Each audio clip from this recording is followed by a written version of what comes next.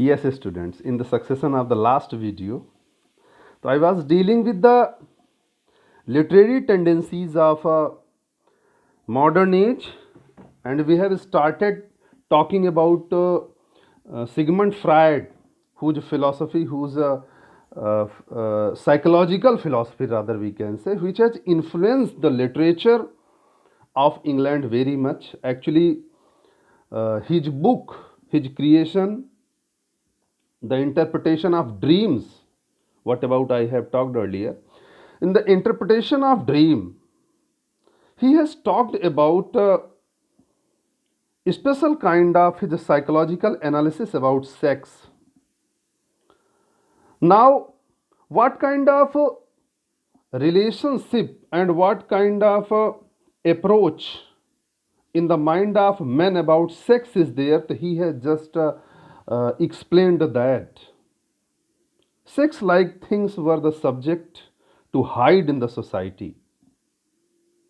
He said that what you express, what you present, what about you talk freely in the society, actually that is not truth, that is false. And what you hide, you don't want to show, the thoughts what you don't want to express, that is the reality, that is the truth. This was the thought of Sigmund Freud. And what kind of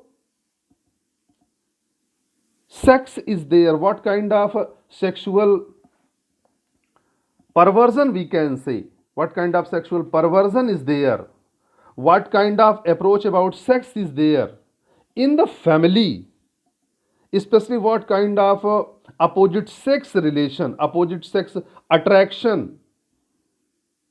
Even in his Oedipus complex theory,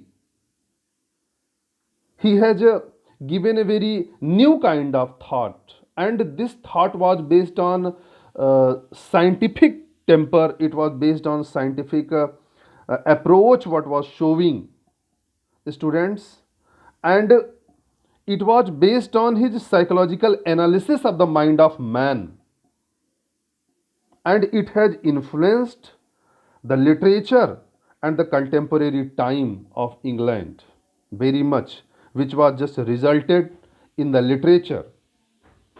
And in this respect, you can just study D.H. Lawrence. You know that D.H. Lawrence's novel Sons and Lovers is one of the best example of this Oedipus complex theory and the psychoanalytical study of the sex relationship in the family. What kind of relation was there Paul Morrell had with his mother? What kind of approach about sex was there in between Mary and Paul? Paul and Miriam. And not only this, but also the relation between Hamlet and Gertrude was also studied in this age. This age is known for this kind of psychological analysis, psychoanalytical age. This is. So, sex became the subject matter of literature, and D.H. Lawrence, like a novelist, has just well used in their literature and represented Oedipus complex thoughts, theories in their literature. And here I want to add one another, Lady Chatterley's Lover, very excellent piece of creation. And what kind of gap is there in the society in between higher class and lower class? So that has been described in Lady Chatterley's Lover, students. And one thing is remarkable, that sex is the matter. These kinds of thought were there written in the literature of modern age, especially in the novels. कि class and caste doesn't know the standard, the economical gap. There is a very famous scene in the novel of this very man, Lady Chatterley's lover. Lady Chatterley is just standing on the highest step, and his lover is on the lowest level, and they have caste gap, class gap. Lady Chatterley is belonging to higher class of society, rich lady, and his lover is from the lower class. And he says, very remarkable and symbolical expression in this sentence, as the lover says that this is the gap in between you and I. This is the gap. That means love is there, although the gap of standard, gap of society, social standard, and economical standard is there. So these kinds of affairs and these kinds of love relations of affairs, these kinds of illegal affairs, even which is not generally accepted in the society, so these things were just discussed in this age. And also homosexuality, the literary artist started talking about homosexuals. You have studied Virginia Woolf. Virginia Woolf's masterpiece is Orlando. Orlando is the masterpiece of Virginia Woolf. And Virginia Woolf has just talked about the homosexuality in this novel, Orlando. He's a homosexual. And uh, what kind of approach about the homosexuals in the societies there that has been described. Although in traditional society this is not accepted, but this was an age when porn stars were started asking their rights in the society. Means all kinds of relations were being accepted in the society, and literary artists started discussing about all those things, especially in the novels. Students, there was a James Joyce was also a great novelist of this age, who has talked about homosexuality in their creations. Students, one thing can be in your mind कि you are saying that homosexuality is first time employed by Virginia Woolf. Yes, in systematic way, in literary form, first time on the theme of homosexuality, Virginia Woolf has written. Earlier, its impression was there, its introductory part, you can say. Its impact was only in Christopher Marlowe's play. I think it was Edward II. Yes, in the Edward II, you can find the touch of homosexuality. And after that, one thing is also I want to add here that yes, it was the writer of a great novelist of earlier age. Yes, he's Oscar Wilde. Yes, Oscar Wilde was imprisoned. He was given the punishment of jail. He had to go into the jail for homosexuality. He was also homosexual, students. So this was an age in which the literature was just concerning over the sex relation, open relation, and the things what were not accepted in the society. The novelist started talking about and started writing about all these things.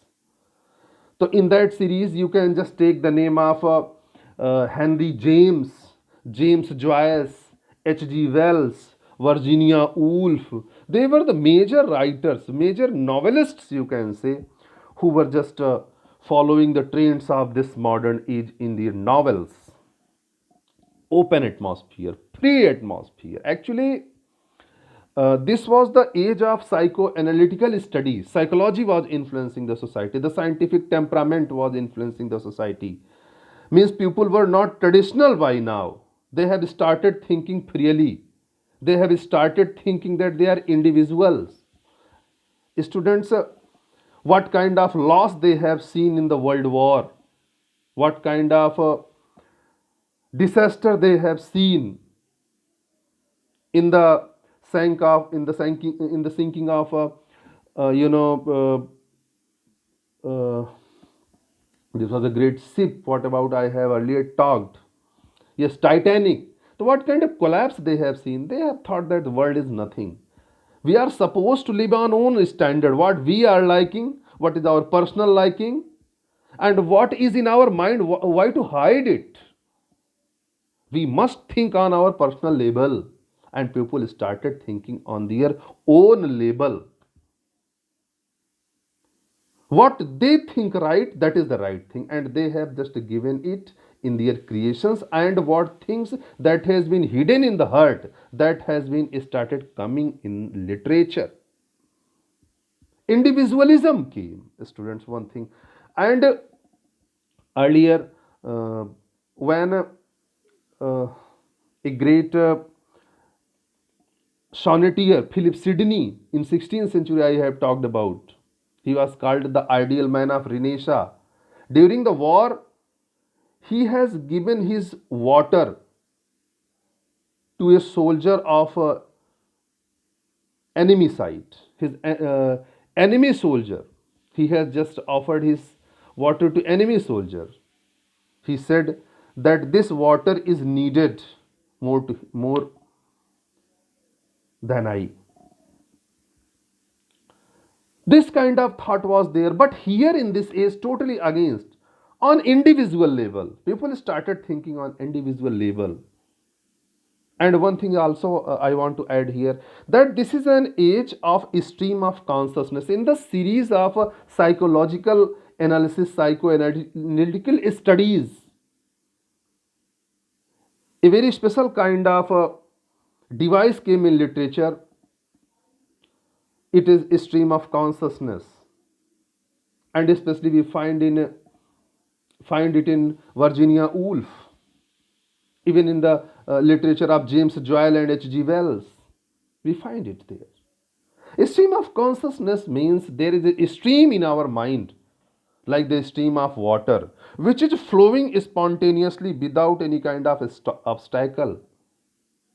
But when we just pour it on the paper, just when we put it on the paper, we hide something.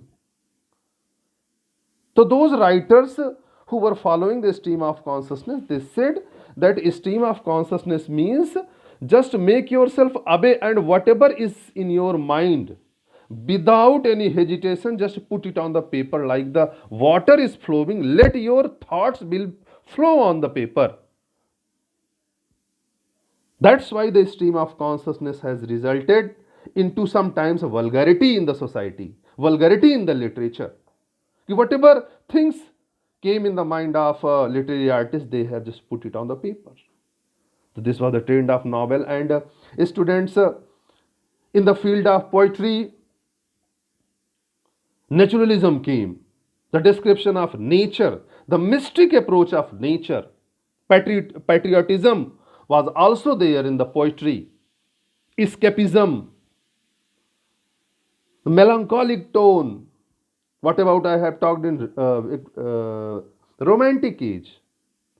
This kind of approach, symbolism is another very important quality. And dear students, among the poets, T.S. Eliot, W.B. Yeats, they have influenced the modern poetry very much. And one thing I want to add here, that this was an age when the literature in other countries were also on height, and it was influencing the English literature very much. I want to add the name of Rudyard Kipling. Jungle Book, you can never forget. Yes. So Rudyard Kipling was also writing literature in English, and so many American writers, American poets who had joined English in England. The kind of respect and value they were searching in their country, like America, so they have not found for that. They have starting looking towards England. And among them, Robert Frost is one of the most important poet who came in England and just developed his poetic art, symbolism, description of nature, mysticism, and patriotic feeling, a thought of escapism, and humanitarian thought. Man first. Everything is secondary, but man first. Students, you can never forget the poems of Robert Frost. Actually, he is American poet, but he has great influence in English literature. Mending Wall, Two Tramp in Mud Time, Birches. You can never forget the line I have just taught you earlier in American literature. Uh, Good fences make good nevers. This psychological approach. This psychological approach, a symbolical approach, rather we can say. So all these things were employed. So Robert Frost, like poets, has made a great influence in English literature. And T.S. Eliot, nobody can forget T.S. Eliot. Yes, great man. T.S. Eliot was actually an American, and he was so much fascinated about English literature that he came in England, and he made a great contribution in English. Wasteland, one of the toughest creation of English literature, most remarkable. He was very much influenced by Vedant philosophy. You know that by now the world has become a global family, and one literature was always influenced by the literature of other countries. So T.S. Eliot has studied Vedantic philosophy, this philosophy of soul and super soul. So he has employed all that in Wasteland. He is known for his employment of myths, heavy myths, the employment of different myths from Greek, from Italy. So all these things just made him very difficult in his approach. His approach is known for his literary approach. His poems is known for mysticism, employment of myths, heavy symbolism, sexual perversion in the society, what kind of moral decay is in the society, how the men are morally dead. Wasteland is an excellent creation which is just describing about the materialistic world. He said that in the race of materialistic approach of the world, man has lost its real identity. Students, so here I have talked about WB. We want to just talk about not only we have talked not only about novelist. We have started talking about T.S. Eliot like poets, mysticism, symbolism, the approach of sexual perversion, the sexual corruption, the change in the society, the change in the approach, what kind of moral fall is there, what kind of values are being fallen in the society. So all these things he has employed in his creations, and also he has a great contribution in the field of now drama. Yes, poetic dramas